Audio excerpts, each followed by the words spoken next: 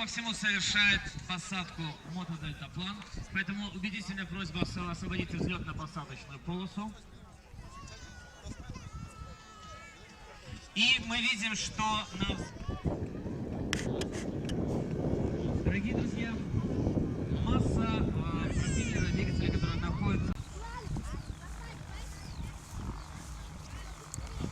Yep.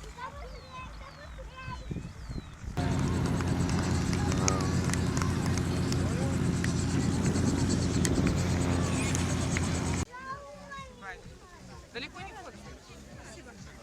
Внимание.